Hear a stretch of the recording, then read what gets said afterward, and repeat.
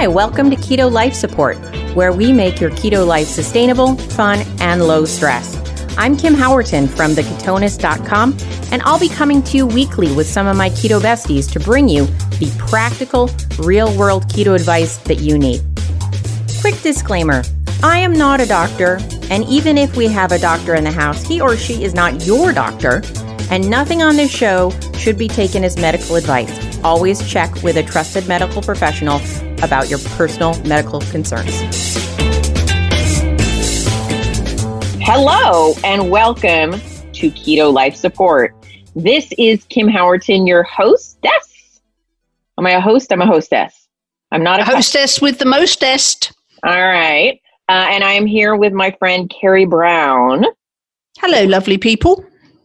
And we were just chit-chatting away, and then we said, oh, right, we're supposed to record these things. So when I said to Carrie this week, hey, we got to record a podcast, and she said, what are we going to talk about? And my first thought was, well, I got no flipping idea. But then immediately on the heels of that, I thought unpopular food opinions, right? Like we all have unpopular food opinions. We all have a thing we love that everybody else hates. We have a thing everybody else hates that we love. Did I just say the same thing twice? I think I did. Anyway, but so that's where we're at, and I'd love to chat with Ms. Brown about the topic. You had some initial thoughts because you thought this should be fun.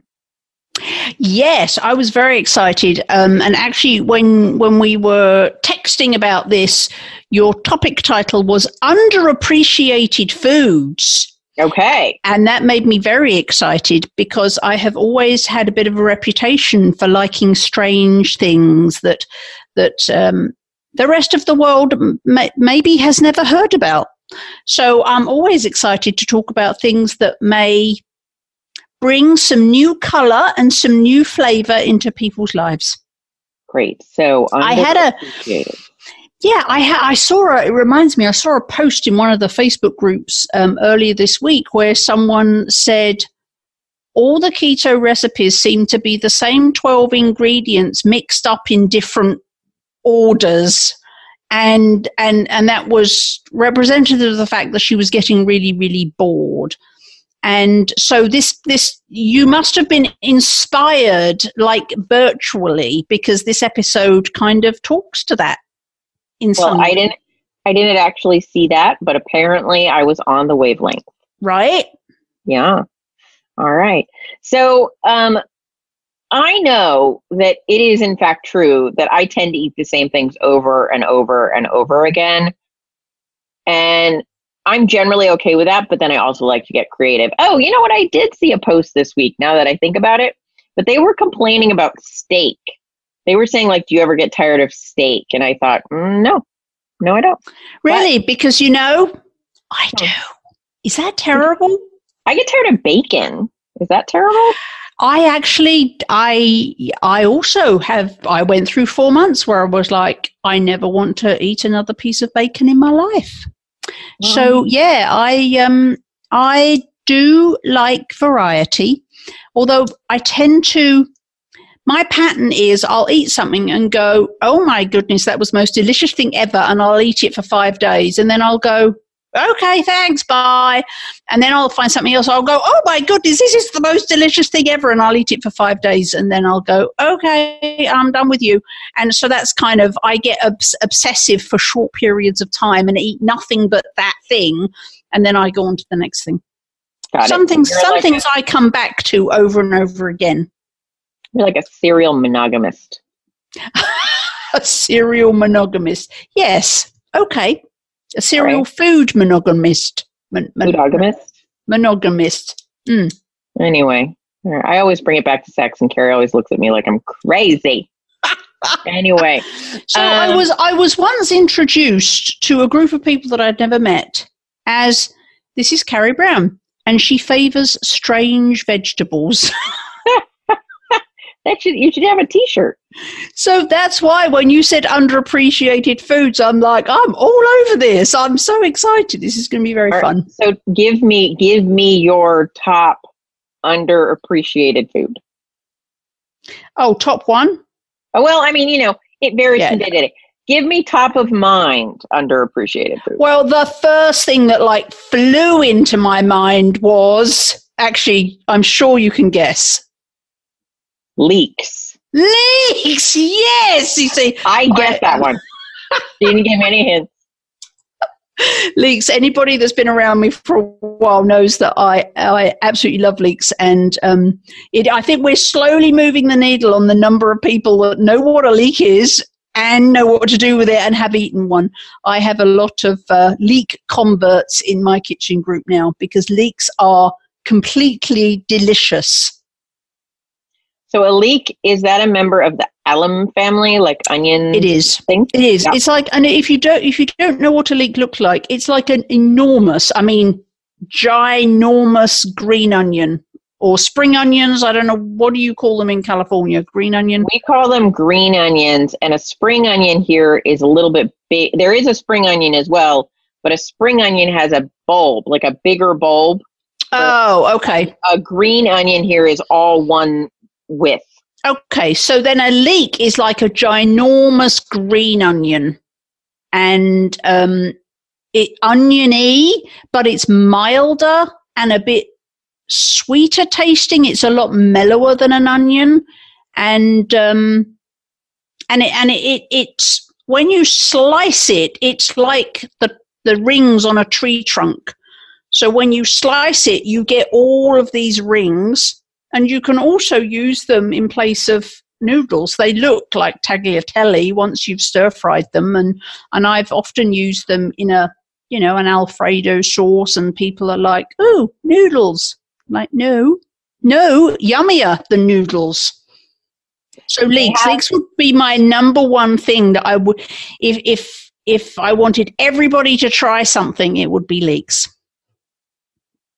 Okay. Leeks. And leeks have kind of a nice, subtle, sweet, oniony, almost nutty, like kind of mellow flavor when you cook them. They do have a little bit more flavor than I don't know. What I'm trying to say is they do retain a little of their flavor. Sometimes people talk about using things as a noodle. Sometimes people think that means you can't taste the food of origin, right. And it's bland. To me, it never gets non-oniony, but it loses any sharpness. Right. Yeah, definitely not sharp. Yeah. So that will be my number one underappreciated food. Okay. Leeks. When I thought of this topic, I should have actually thought of some underappreciated foods. I can keep going until you think of one. All right, you go for two. Go for two. Okay, probably my number two underappreciated food would be sardines.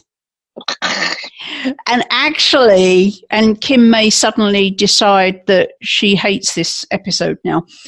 Seafood in general on keto is wildly underappreciated. But let me tell you, seafood, in terms of nutrient density, seafood is all that. If you look at the nutrient density charts, I think lamb is way up the top. But like the rest of the top 10 most nutrient dense proteins are all sea dwellers. And I should say, go ahead. And we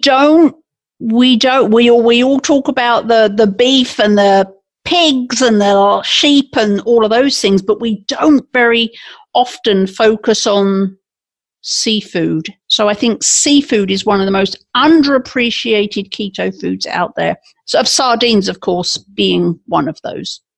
And I have to say, I was kidding and making a noise. I actually do have a policy of not yucking someone's yum.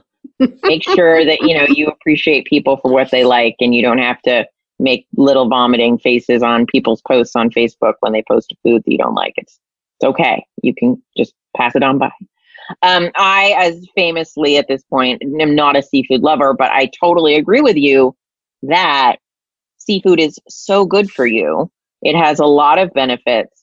And I've seen, especially with some of there's like a company out there called Wild Planet, I think. They have really high quality canned seafood. or packaged seafood that you can get, including like sardines and oysters. And those little guys are definitely nutritional powerhouses. Yeah, they really are. And I think that maybe some people think they look at the macros for fish and they see that compared to meat, a lot of it is much lower in the fat department. I mean, salmon is a very fatty fish, so that's all good. And salmon's talked about on keto quite extensively. But things like rainbow trout, again, very fatty, easy. But a lot of the other seafood is kind of low in the fat department. And I think that might be why people don't focus on it. But really, that shouldn't put you off, because it's super easy to add fat to a lower fat protein. You can easily dip your crab legs in butter, or dip your shrimp in butter, or, creamy sauces. It's super easy to add the fat. So I want to encourage people to if you're looking at proteins and you're looking at macros, don't forget that if you start off with a protein that's lower in fat and to reach your goals, you need more, sauces are your friend. Right. And then also, I know Wild Planet and some other brands with the packaged seafood that's packed in oil, they pack it in good quality, healthy oils like olive oil type things. So you are getting more fat in those because they're jarred or tinned in a fat source. Most commercially packaged tuna with oil or things like that is going to be soybean, which is not so good. But some of these newer, healthier brands that have a real focus on sustainability and health are seeming to choose better oils to package in. So my current favorite new seafood thing, which I only discovered about 5 months ago, is smoked mussels. Life-changing for me. Smoked mussels. Oh my goodness. So good. So if you like mussels, but you've never had smoked mussels, or you've never had mussels, or you're like, what is she going on about? Go get some smoked mussels. They are not expensive.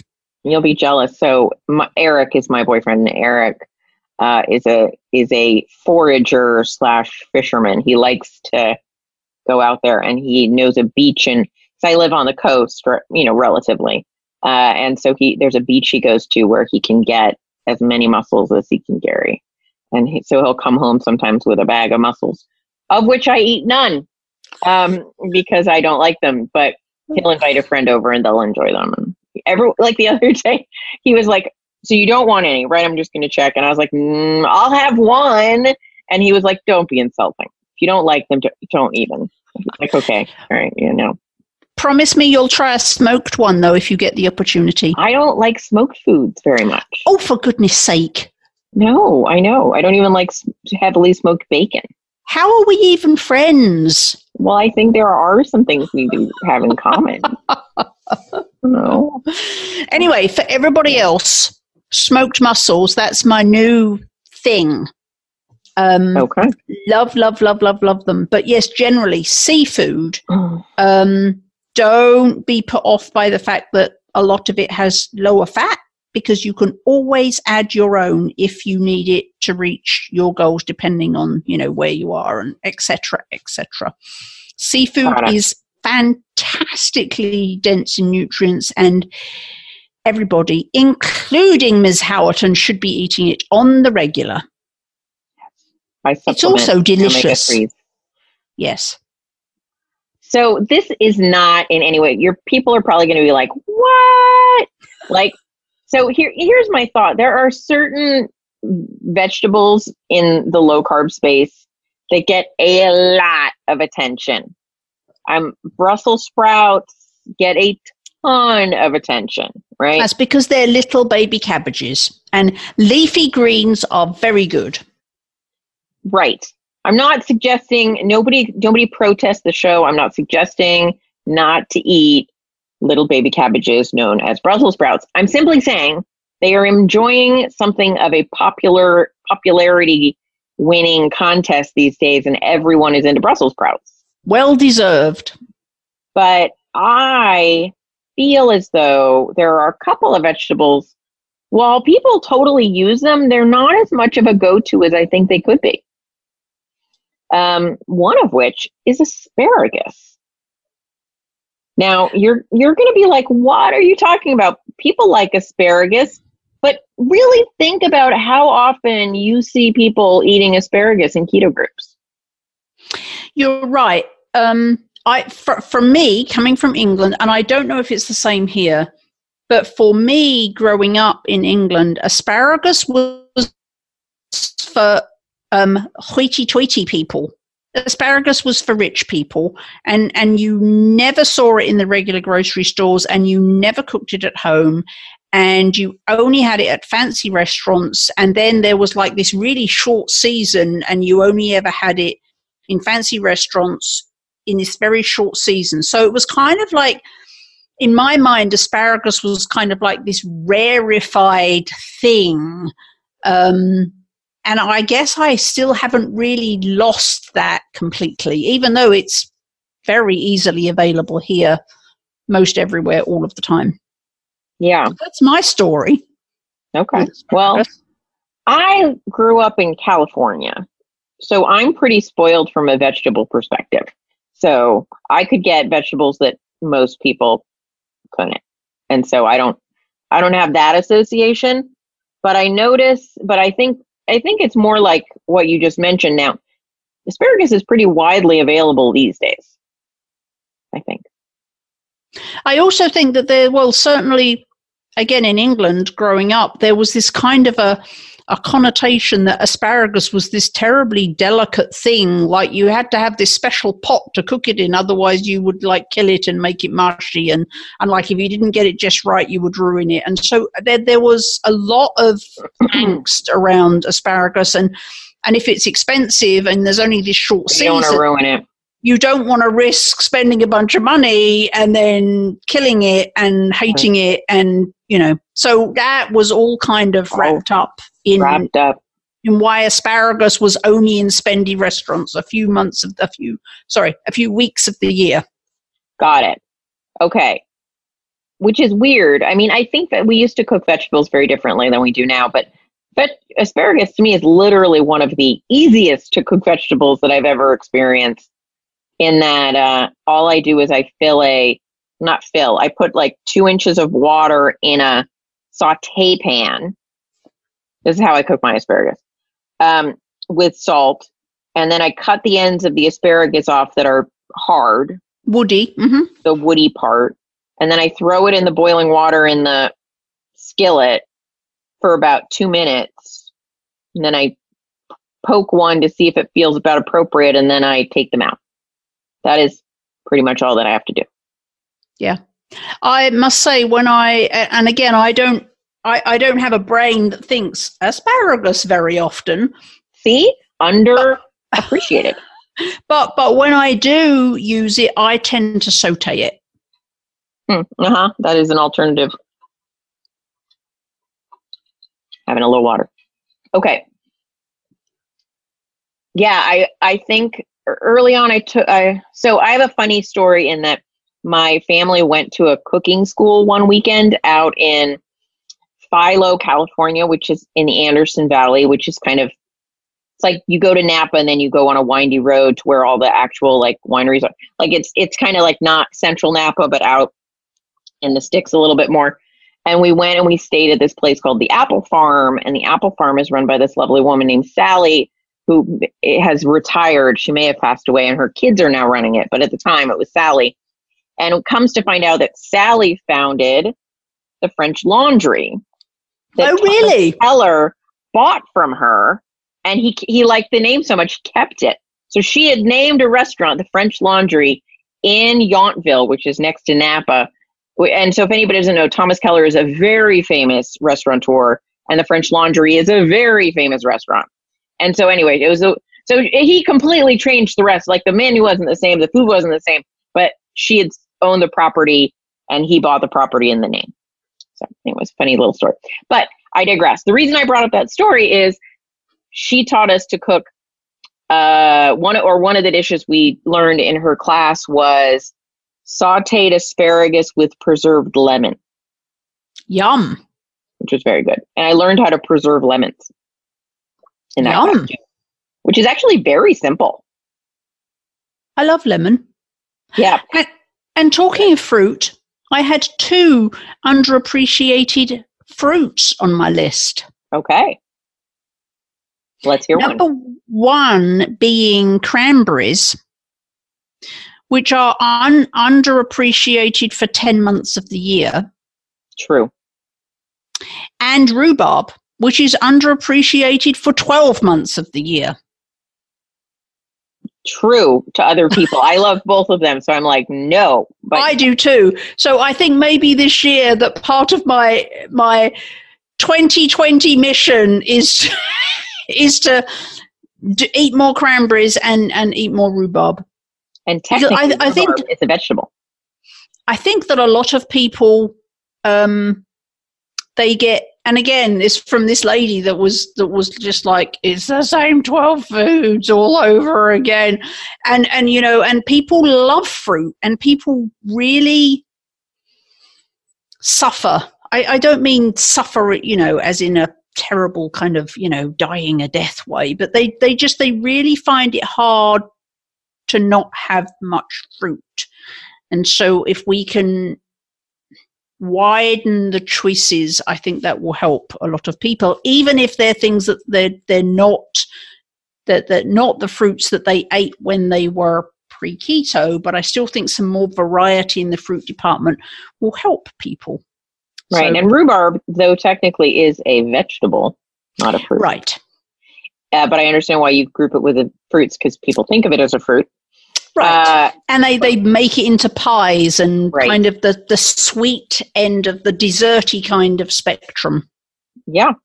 And I want, you know, I make stewed rhubarb, and it's super easy, and you can use it for a lot of things, and it's not that high carb compared to other options you could make. And it's got such an intense flavor that a little can go a fairly long way.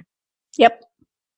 Yeah, so that's my 2 things that immediately sprung to mind when I thought about underappreciated. I was not following about cranberries until you mentioned the 10-month issue. Yes, You're right. They're very appreciated in November and December. Yes, and then crickets. It's not even 2 months. It's like 6 weeks, isn't it? There's like 6 weeks where it's like, cranberries, yay! And then it's like, what's a cranberry? I'm like, why don't we eat them all year? Because they're fantastically easy to store, because when they're frozen, like you freeze them, they're one of the only fruits that looks completely perfect, defrosted out of the freezer. Yeah. And I recently started drying my own cranberries, which is surprisingly easy. Right. In a dehydrator? So, no, I do it in the oven. Oh, in the oven. I just, now it is a little bit tedious because you have to slice the cranberries in half. So I get a bunch of cranberries, throw out the ones that look crummy, slice them in half, toss them with some sweetener like erythritol or allulose you could use or whatever, like just a couple tablespoons, like 1 or 2 tablespoons. And then I have a cookie sheet that has a rack that sits in it. You know, one of those racks where they're pretty tight crisscrosses, or else the cranberries would fall through. And so do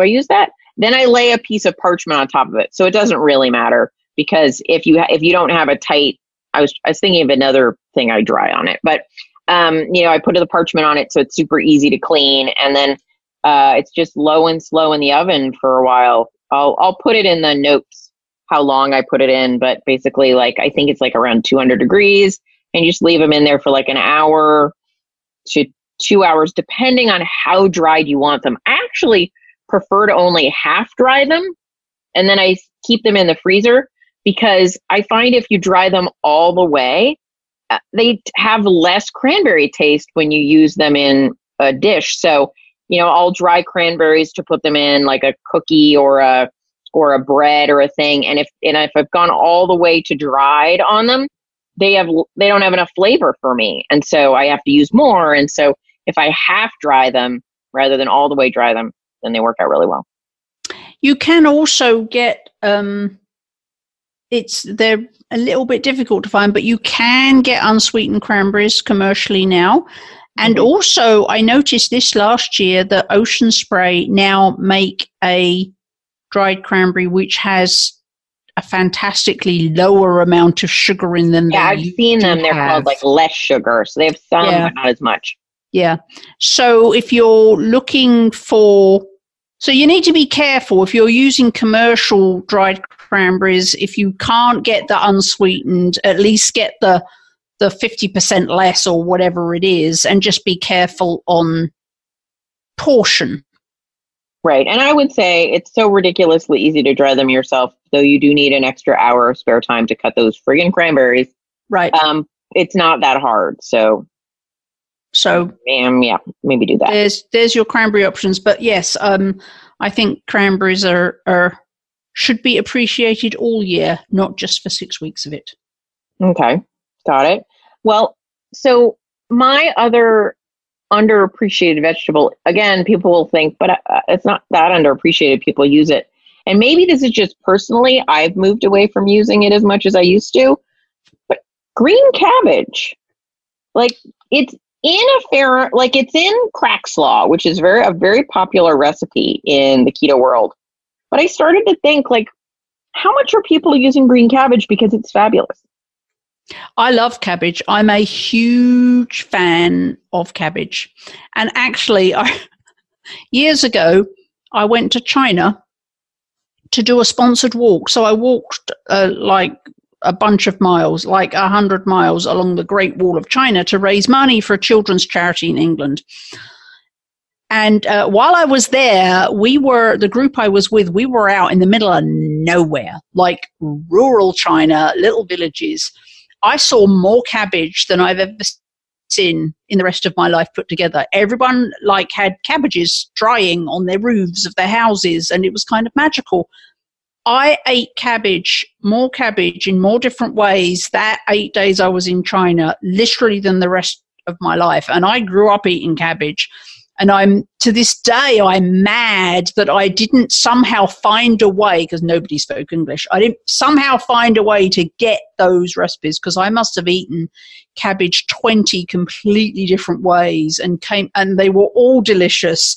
And I came away not knowing how to make any of them. And I'm still a bit mad about that to this day. Cabbage is awesome. Also, leafy greens, which, as we identified earlier, leafy greens are very good on keto. They indeed are. And cabbage is indeed a leafy green. And just so people are aware, red cabbage is still keto. However, red cabbage, as opposed to green cabbage, has a fair amount more carbs. And red cabbage does need some kind of special cooking to make it edible. It's a different animal. You can't just cook red cabbage like green cabbage and expect to enjoy it. Yeah, it needs a little more effort. So, and also a particularly underappreciated cousin of regular cabbage is Napa cabbage. Oh, yes. Which is fabulous. And it's much, much easier to eat that raw, actually. If you really finely shred Napa cabbage, you can totally eat that raw, and it doesn't have the tang that a lot of white cabbage has. So it's milder. It doesn't have the kind of the almost peppery thing that some cabbage does. Raw green and white. So cabbage. Napa cabbage. If you're new to cabbage, start off with the Napa cabbage, and they're kind of thinner and longer than almost a little lacy on the edges. And they're a bit lacy on the edges. So start with Napa cabbage. Very, very, very, very nice Napa cabbage. Nice. All right. What else do we feel like is underappreciated? Well, in the meat department, I think, and again, getting there, but I think duck is hugely underappreciated, and also lamb is underappreciated. And I think the reason for both of that is cost and availability. So lamb, I remember when I first moved to the States, lamb was like like a needle in a haystack trying to find it. Nobody had it. And when you did find it, it literally needed a second mortgage to be able to buy it. That luckily has changed a lot. I think I can get lamb in pretty much any grocery store now, and the price is way lower than it ever used to be. One of the reasons I like lamb so much, especially for keto, is a completely different flavor to all the other animals. It's got a lot of onboard fat, so you don't have to think very hard. You can just eat lamb chops, and kind of all the fat that comes with it is already built in. It's a very fatty cut of meat. So lamb, I think, is underappreciated, and also duck. I think, again, duck, demand versus cost. Ducks used to be more expensive, but they are super fatty and they're super delicious, have a lot more flavor than chicken and a lot more fat. And the reason for that is that ducks are waterfowl. And because when you're in water, you need a lot more fat to keep you from freezing your tail feathers off. So your chickens and your turkeys have a lot less onboard fat because they're not in the water. They're just, running around. Your waterfowl, your geese and your ducks, that's why they're a lot fattier and why they're a lot tastier. So duck, go eat duck, people. Nice. Yeah. I think those are both good options and good votes. So I think you checked all the boxes on that. Underappreciated and amazing.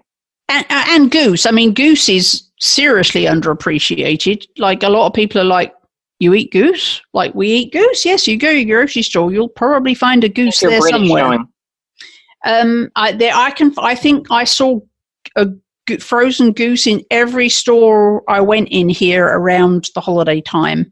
Again, super fatty and really delicious. Would make a fantastic alternative to turkey at either Thanksgiving or Christmas. Right. So there we go. I like it. Gosh, I feel like we've done a pretty good job. I have one thing left. Yeah, what's that? Celeriac. Also known as celery root. Also known as celery root. And I think maybe the reason for that is, don't know, not sure why.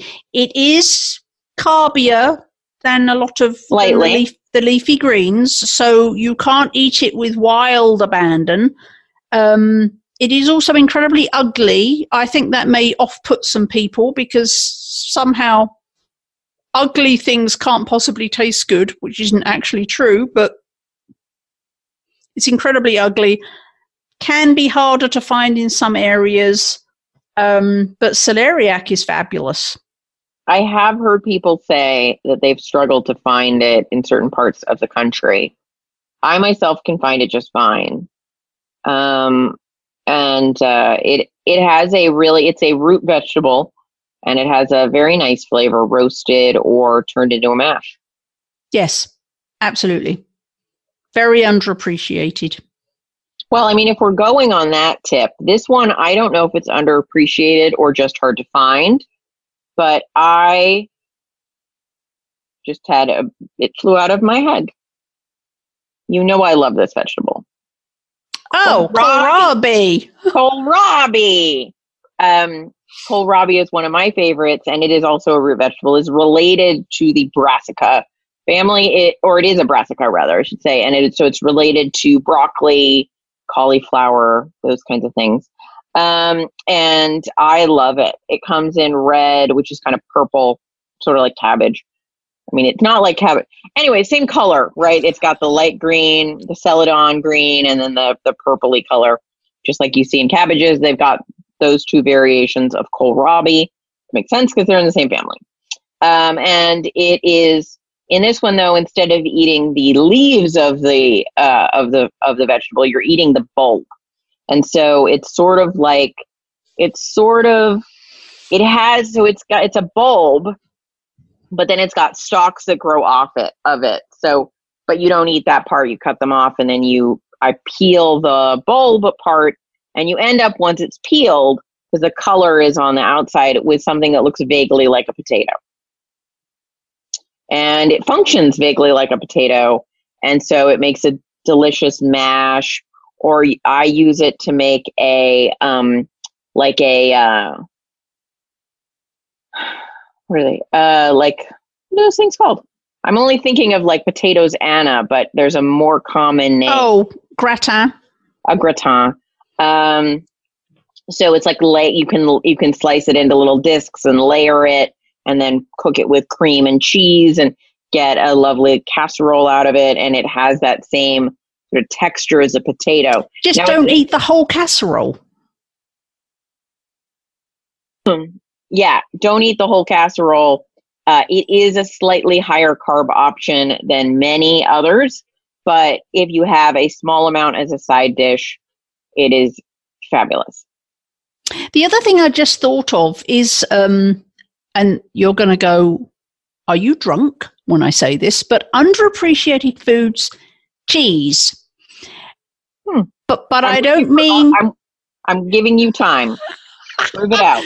I don't mean like the cheese that you think of on keto is you think of cheddar and mozzarella. You think of those, right? But I'm talking about your particularly cheeses with something in them, like your dill Havarti and your red Leicester, which is an English cheese. Is there one called Cotswold? There's all sorts of cheeses, and there's a lot of English cheeses, and Trader Joe's is a fantastic place to get different cheeses that don't require a bank loan.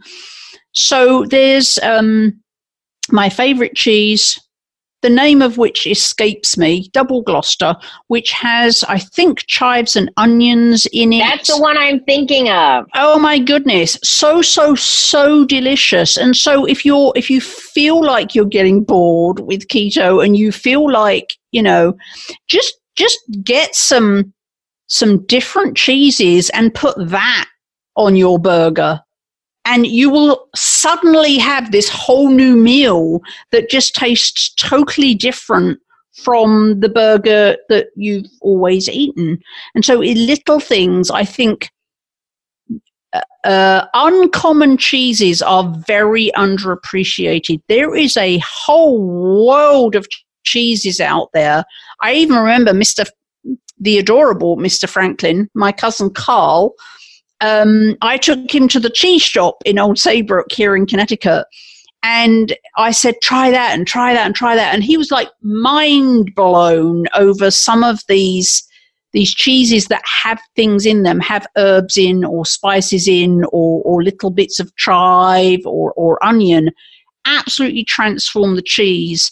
You can kind of have a whole new world of delicious food just by changing the type of cheese you use. So my vote is for underappreciated cheeses. I like that. And I do have a correction. I was talking about Cotswold, which I think maybe what you're talking about. It is a sort of a mid-yellow cheese with chives and onions in it. And it is delicious. There's England we really are in love with cheese. So there's a whole bunch of weird cheeses, and I get them confused sometimes. But as I said, I'm going to say it again, Trader Joe's. If you're if you're a odd cheese virgin, go to Trader Joe's because you can try. They also make them in little sizes. I pick through and find the littlest packages. Try them at Trader Joe's because they're a lot cheaper there than a lot of the stores. Or the other thing you can do, if you've got half an hour and you want some fun, you can go to one of the deli counters at your grocery store where they have the loose cheese, and you can ask them, let me try that dill Havarti, or let me try that red Leicester, or let me try that, or let me try that. And so you can try before you buy, which is another really good way to find some new cheeses that could totally be a game changer for you if you're getting bored. Really, without changing anything, you can change it, if you see what I mean. Just by switching out your cheese options. There's like 400 different choices right there that will completely revitalize your palate to what you're eating on keto.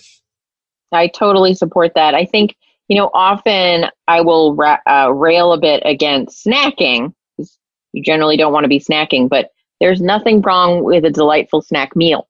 So it is actually a meal. You're not mid-meal snacking, but you get an assortment of different little cheeses and maybe some crudité, and you make some dip and you sit down to a meal of these delightful nibbles. So there we go. And that I've run out. Okay. Well, I think this was very fruitful. I feel like we covered some bases. And I think in terms of food boredom, one of the things that I would like to bring up is that I have a suggestion for people when they feel bored about food at all. Now, this can be a bit of a slippery slope, so stick with me and you've got to stay on point, which is food fantasizing can be bad, right? You start thinking about a food that you had pre-keto that you want, and suddenly you're off to the races about your next going off keto plan day, and it can be really damaging to start fantasizing about XYZ food that you used to love. At the same time, here's what I recommend. If you feel really bored with your food, is to think about flavors that you would like to get in touch with again. So you might miss a flavor. So when I hear people say oh, I miss fruit, I would say, well, what do you miss about fruit? And they'll often say things like, excuse me, it has, it's sweet and it's tart and it has a lot of water in it. So it's very refreshing. And from there, you can kind of build a food or a food experience around a thing that you're desiring, an experience you're desiring. So it's why I often say, if you're craving fruit, have a pickle, right? It fits a lot of those same categories, but with a different option. It's got a lot of water, although a pickle is technically a fruit, but it's got a lot of water. It's got a lot of crunch. It's got things in common. So I guess to my point, if you're feeling bored with your food, think about the kinds of food experiences you want to have, and then mold a new experience that fits within your keto lifestyle. So I think that it's interesting you bring that up, because in my pre-keto life, I was, and I really don't like to kind of toss around the word addicted, but it kind of felt like that way sometimes, was barbecue Pringles. Okay. I could not eat one. If I had a tube and I ate one, I'm eating the whole tube. And I did not feel able to stop myself. I don't know why, because if you've ever watched the YouTube of Pringles being made, you will know that they're not food. I mean, they're barely even they have no relation to a potato at all. I mean, it's quite horrendous. And yet, even knowing that after watching that video, you give me one, I'm eating the whole tube. And so smoked things, that's why I started when I discovered that liquid smoke was a thing and I could add, and it's just literally condensed smoke. So liquid smoke is not like this shitstorm of chemicals. It's condensed smoke, literally liquid smoke. So I've started adding that to all sorts of things, and that really, really helped me with my Pringle thing, because of that smoked flavor just does it for me. And so, yes, to what you said, is that's how I kind of got ahead of I cannot remember the last time I had a Pringle. I mean, it must be 7-8 years. But I get that hit of whatever it is, right, when I get that smoked flavor. So yes, absolutely. Try and think of what it is. What is it that really floats your boat about something that you used to eat, and try and put that flavor into a keto food. Right. You don't have to recreate the food specifically. Right. It's not like doing a copycat, but it's like, what element am I seeking? Right. I think is very helpful. Yeah, I think that covers the topic. I would give people a challenge. Next time you're at the grocery store, or maybe you go to a farmer's market, even though that's unlike you and you've never done it, seek out a new place to look at some vegetables and or meats. Maybe and some strange cheeses. And some strange cheeses, or maybe it's a different cut or a different type of meat at the butcher shop, right? It doesn't just have to be vegetables. And challenge yourself to look into adding something really random. You might hate it, but you might love it, and it'll break up the tedium. And all that I would say is, before you buy it, take out your smartphone, because you all have one, and look up the nutritional data if it's not available for you before you, on a package or in some way in the store, so that you don't get it home and say, oh, great, I have just bought something that doesn't work for me in terms of the carb count. But get a little adventurous. Try something new.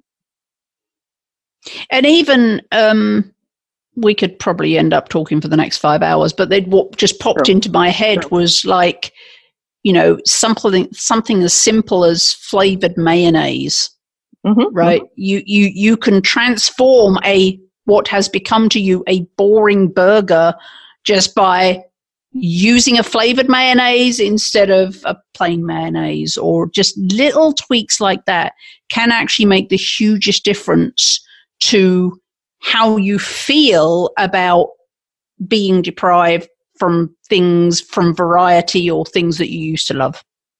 Absolutely. Yeah. Get a little adventurous. Have your husband or wife come home and say, who are you with this meal? We never eat this. Or your cat.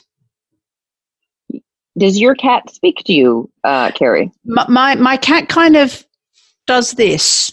And right. Carrie, it's a radio show. They can't see you. I know. That makes it more fun, because now they're wondering what I'm doing. Got it. Okay. Contest. If you know the kinds of things Carrie was just showing me, you can post them on the internet and link us, and we will come up with a prize. We will come up with a prize. We'll come up with a prize if you can fill in the gap on what Carrie was doing on camera. All of her clothes remained on. I will say that, and it was simply a motion. Mm-hmm. Okay. We'll go with that. All right, Carrie, it was good to talk to you, as always. All right. Super fun. We will come at you with another Keto Life Support next week. Who knows what we might discuss?